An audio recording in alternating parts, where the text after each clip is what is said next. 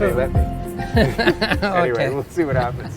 Don't quote me on that. But if when they ask me, what other ministries would you consider yourself doing, I always list immigration. So anyway, Thank you so much. let's see what happens. Now we are with Honorable David Lametti. He is the Minister of Justice and Attorney General of Canada, a member of Liberal Party, and he is running now again for the Liberal Party for the district of La Salle, Emard, and Verdun. We have the honor to have some chat with him and some questions to be asked. Professor Lametti, let's say Professor Lametti, because I know you first as professor when I was at McGill University. I never had any class with you, but would see you around. That's mostly. right. Thank you for having us and give us this time to talk about our concerns. Let's say we are from Parnion TV, which is broadcasting in Canada. So my question is for you, the first question that I have, as a Liberal Party member, as a cabinet member, do you think that Liberal government did a good job in immigration? And if so, if you think so, how you justify the very long processing time in almost all immigration programs? Well, I think the fundamental difference between us and the Conservative Party is that immigration's in our DNA, and we as a party, I think have rightfully been seen as the party of immigration. I'm the son of immigrants, and every wave of immigration, every community that comes, every individual that comes brings something different to Canada, and I think that enriches us as a country, and so we believe in it as a party. The challenges that we face are administrative and resource related. It is not a result of not wanting immigrants. It is in fact the opposite. We know that there are delays in the system. We are proposing in this electoral platform further ways of trying to streamline the system and make it work more quickly, whether it's with regard to family reunifications, and allowing people to apply for their visas and get their documentation together before they get to Canada, or using more electronics in the system in order to make the system work more quickly. Whether it's in the realm of economic immigrants, making that more quick and efficient, or targeting certain kinds of skilled laborers and others who or very skilled tech workers, for example. We know we need more immigrants.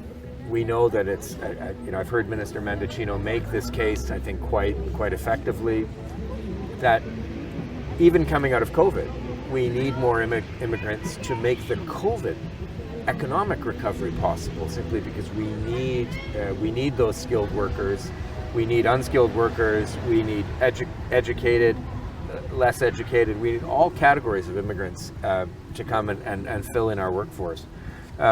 So it's in our DNA. We know that we have to do better. We know that there have been delays in the system. Some of them are simply a result of lack of resources, which we need to put in the system. Some of them are simply bad luck, COVID being one of them. So I certainly take the criticism that it could have gone more quickly. I understand that. I'm also a member of Parliament, so I know that I have a staff that helps work on immigration files with immigration lawyers and others who are applying to get into Canada. So I understand that at a very personal level as a member of Parliament, and I understand it as a member of Cabinet, that we need to do better in terms of deadlines, in terms of making sure that the system moves more quickly for all categories of immigrants. We do reasonably well with refugees, but immigration is more than about just the humanitarian crises that we face as a country from time to time and allow refugees in. It's about economic immigration, it's about family reunification. All of those are very important. We've recognized that. We've tried different things to make the system work better. We obviously have more work to do. Yeah, you just mentioned the refugee cases and the fact that that's one of the reasons of the delays happening in immigration processing of immigration files. But we have a dilemma here. The dilemma is we don't have any balance here. For example, a family of 4, the parents are very well educated, they're very ambitious to come to Canada, they're ready to enter the job market in Canada, they are very good speakers in French or English, and they have kids in 9 years, 10 years. So they have the courage, they have the resources to apply for immigration. They apply for immigration, and we keep them waiting for 4, 5 years. So those parents are getting old, everything going to change. The life is changing all the time. Kids are growing up. They lose the opportunity to get the proper education that the parents expected to give them in Canada.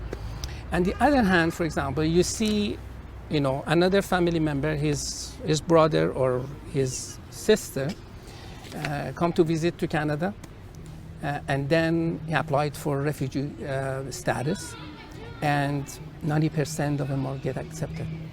And this is the dilemma. So we somehow punish the one who take the right way.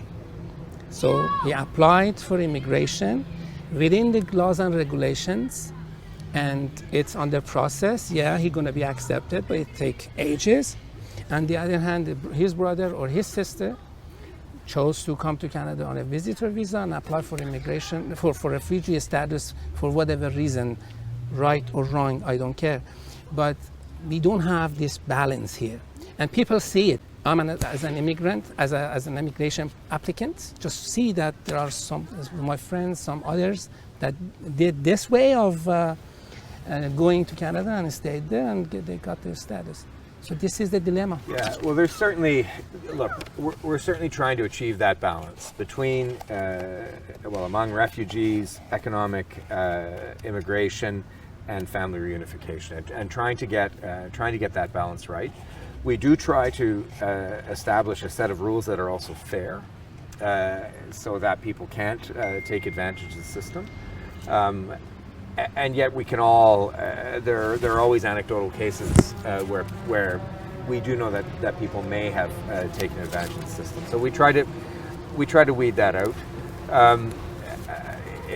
Does the system work perfectly? No, we know we need to improve it. We know that it needs to move more quickly. And in particular in those categories of family reunification and economic immigration, we need it to move more quickly. And I think we're committed to it as a party. I know that Minister Mendicino's committed to it. We've had a number of different conversations about it, and that there are various ideas on the table and do get routinely discussed at the table to try to make the system better. At this stage, all I can reiterate is the commitment that we have as a party, as a government, commitment that I have personally as a minister, but also as a member of Parliament, and I think the commitment that we have shown in our electoral platform for the upcoming federal elections. We do believe in immigration, and I think whatever the imperfections have been. We are committed to doing better. We are committed to making the system fairer, more efficient, and more quick, more timely, because people do need to make these changes in their lives in a timely way. And so all I can say to you is I'm reiterating that commitment as a government, as a party, and as a person to doing it better. So, do you think the Liberal government of Canada will do a better job in its next mandate if elected? Well, I hope so. I mean, certainly, if there's a majority government scenario, that will make things a little bit easier. I think our first majority allowed us a great deal of latitude to improve on the system after 10 years of Conservative government, 11 years of Conservative government. It's been harder in the minority government situation. Every single step of the way, Conservatives were throwing sand in the machinery and slowing everything down, and that affected my bills. It affected everything that was happening, and so it affected immigration too. Add to that COVID, but I think coming out of the COVID environment, if there is a strong government, and we have a strong government, I think we will be able to make the kinds of changes that you're looking for and that other communities are looking for. I think it's important. Hopefully, we count on you. Honorable Lametti, you are the Minister of Justice, and the immigration candidates and their representatives, including me, feel that their issues are not heard by the judicial system properly. And the candidates feel that they are victims of rubber stamping by the justice system. Are you aware of the fact that over 75% of the immigration-related cases are being rejected? Over 75%. So how does the Minister of Justice feel about that? Are you aware of it? There are administrative processes that fall under the responsibility of the Minister of Immigration. Then there's an appeal process out of that system for judicial review. That's it. And those standards of judicial review are developed across a number of different areas, including immigration, and they seek not to replace their judgment for the judgment of actual immigration officers on the immigration side, but rather to correct the standards and errors where they happen. So there's a fine line there. It's a very it would take me a long time to go into the fineries of administrative law and judicial review of administrative action and the ways in which that balancing takes place. I think the main problem, the main challenge, if you will, is what we had discussed earlier, which is in the actual immigration system. There are a great number of delays, and we need to work at that.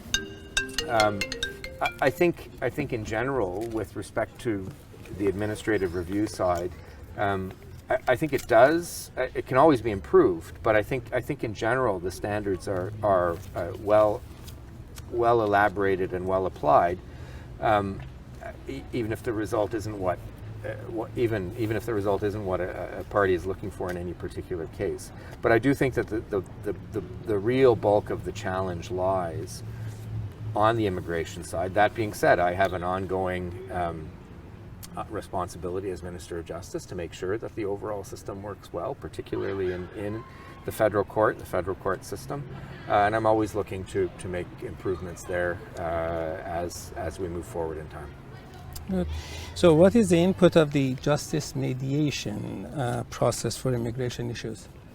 Have you ever think of it? Well, again, it is trying to inject processes that are a little less formal in order to make the process move more effectively and more quickly.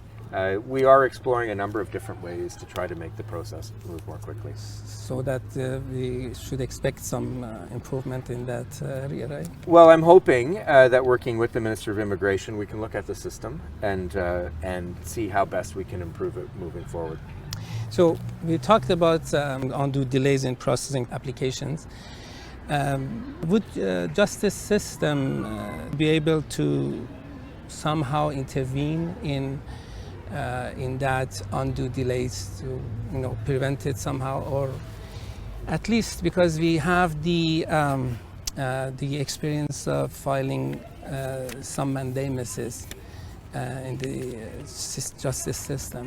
Rarely have the justice system in our side. So maybe if justice system is, could be a little more positive towards this, and not just to protect the government, maybe the impact would be positive on the immigration side. So they see that if they delay it unduly, there is another option that people can do. Again, we're not trying to protect the government there. I think that's the most important part. I think that's an unfair characterization. The administrative, the IRCC and the immigration bodies that look at these kinds of cases hear, take evidence, see evidence, and build up an expertise in assessing evidence and in applying the rules.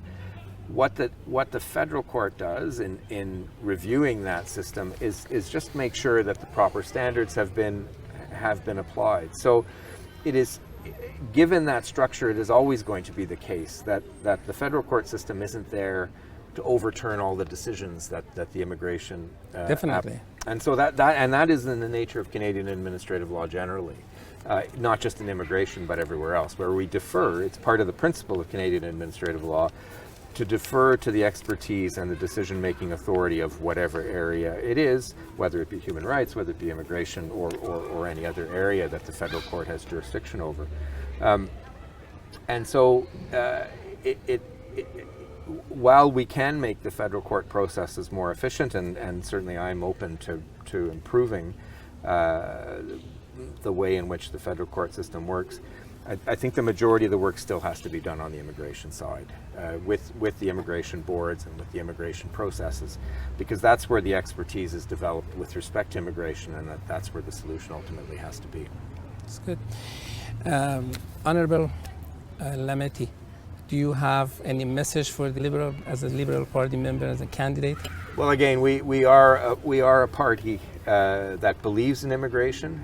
I would look around the cabinet table and see, a number of either immigrants or children of immigrants who are sitting around the cabinet table. Two of them were former refugees. Minister Monsef, Minister Hussein, both came to Canada as refugees. My parliamentary secretary, Arif Irani, came to Canada as a refugee from Uganda. I'm the son of immigrants. A number of us are the son or immigrants themselves. And what other country does this happen in? And in what other political party does this happen in? And I would say ours, really. And so we do have immigration in our DNA. We are working to make the system better. But I sincerely believe that we are the party best placed to continue the Canadian tradition of welcoming immigrants, making the system better.